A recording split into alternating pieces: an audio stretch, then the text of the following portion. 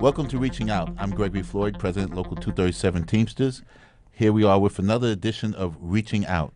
And our very special guest is Council Member Jumaane Williams from the 45th Council District in Brooklyn.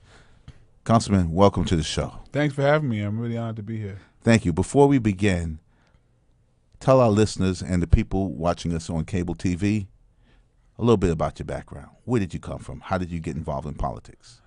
First, I just want to acknowledge today the second anniversary of the Haitian earthquake, and I have a lot of residents and constituents who are from Haiti, so I want to make sure we recognize that and keep praying for Haiti as they're moving forward. Now that you mentioned that, I want to say a couple of months ago, Local 237 put on an event in Harlem. It was called Hoops for Haiti.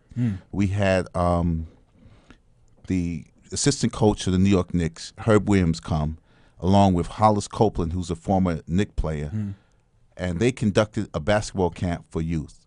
And we raised money at that event, and we also had a concert, and we had a Haitian band come and play, and we had a Latin band come and play, and it was at the Taino Towers, and we raised about $10,000, and what we did was we gave that money to a visiting nurse service, and what they do is they use their money to travel to give aid and assistance to the people in Haiti.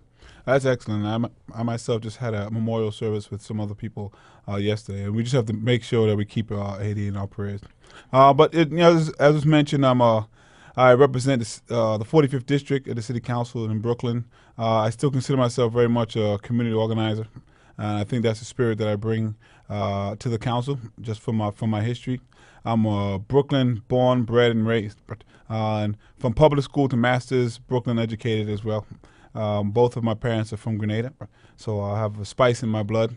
Okay. But I'm very familiar with immigrant issues and just a whole host of issues from having grown up my entire life actually in New York City, basically in Brooklyn, 35 years old, but CUNY grad as well. So which school? Brooklyn College. Brooklyn College. Yeah, absolutely. Okay. Now, how did you get interested in politics? My first love is acting, actually. But that was what I decided to be. Was an actor. That's what I was going to go to school for. I actually ended up going to major in film, and then I switched to political science. I kind of say it's the same game, different stage. Okay. But I was always interested in affecting change. So I knew I wanted to affect change, but regardless of what I was doing. And I just started getting more involved, and I got very involved on campus politics and things that were going on in the student world at Brooklyn College. But I was part of student government. I ran for student government president. I was the graduate student body president when I was in grad school. And I knew and understood that electoral politics was a way to access some power to make some changes. And right after graduation, I got involved in a whole bunch of community organizations in East Flatbush area, in the Flatbush area. And then I ran an organization called Tenants and Neighbors, which is about a block from here, actually. They're home base. They're a statewide tenants' rights organization. Then I did some work in Bed-Stuy. I paused for a second, but tried to open a vegetarian vegan cafe, but I did open it up. It failed miserably, but it was a great experience. Okay. I just look at it as, if I went to business school, I would have to pay something. So I think I got great experience there, and so I think I got actually a wealth of experience from a lot of different places that helps me do what I'm doing now, and just have empathy for people who I represent. Now, you and I both attended the mayor's State of the City address. We both just came from that. Anything that you took away from there that strikes you as being very good for the city?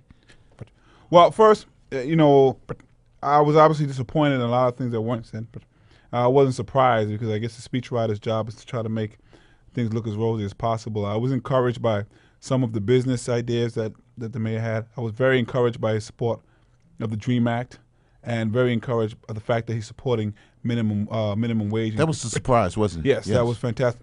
But I do want to know if he's going to be supporting living wage. Like, I'm happy he's supporting something that he doesn't directly control, but there is something now that he can directly have input, and that's living wage. Now tell me the difference between, and I know what it is, but our listeners, the difference between a minimum wage, which is being proposed of moving it up from $7 and change an hour to $10 an hour to a living wage. What is the difference? Living wage is actually going to be close to the same, depending whether or not you get health insurance. But this is just making sure that we adjust the salaries that we're giving so people can live off of it. Because you may or may not be able to live off of a minimum wage. But I mean, $10 is fairly close, but it doesn't adjust also for if you don't have health insurance, which is Right. going to be about $1 or so more. But so both of those things are very encouraging. But we should have support across the board. If he's supporting a minimum wage increase, he should be supporting living wage. He also should be supporting paid sick leave. But there were things that just categorically weren't true. Like the educational system was one of the things that he banked his reputation on, and I think he's been a miserable failure at that actually. But I think particularly Black and Latino kids are not being successful how they should have. But I think we're not even increasing in many of the things that he says we are, because some of the tests were questionable and they don't match up when we test either through the state or through the country. So there's a problem there. But I think we need municipal control and not mayoral control. The mayor we've learned, doesn't just do things unless he's forced to do it. But, so he has mayoral control. I think he's failed at it, and we should have municipal control. But he mentioned MWBE. We've heard that a bunch of times, trying to give what they call minority women in business bigger contracts. He gave no information how he's going to do that, no specifics. It's a great one-liner to clap about, but with nothing behind it, how are you going to actually do it? But the one that disappointed me the most, there was really no talk about police accountability and police culture and the problems that we have with that and the Black, Latino, Asian community. And it's disappointing because the Black, Latino, Asian community, Muslim community, Caribbean community make up over half of the city. And the Black, Latino, Asian caucus, which makes up over half of the city council, sent a letter to the mayor asking him to mention this, but at least acknowledge it as a problem at the State of the City address, and he didn't do that. But I had a rally the Saturday before.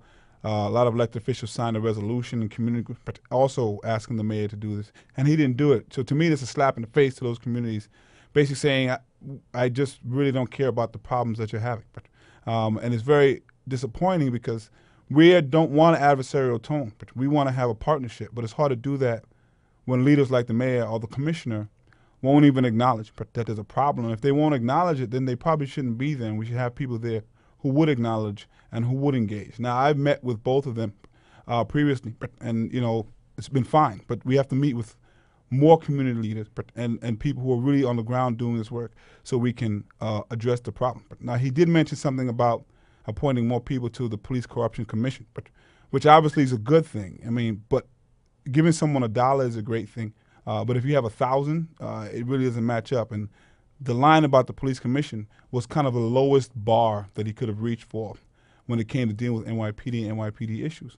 And it's just very disappointing that he would skirt that issue completely, even though, you know, over half of the city council, and it represents over half of New York City.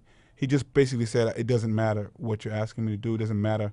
I'm going to do whatever I want to do, and it's just a slap in the face to us. That's all the time we have for this segment. I hope you will come back. We were talking with Council Member Jumaane Williams from the 45th Council in Brooklyn.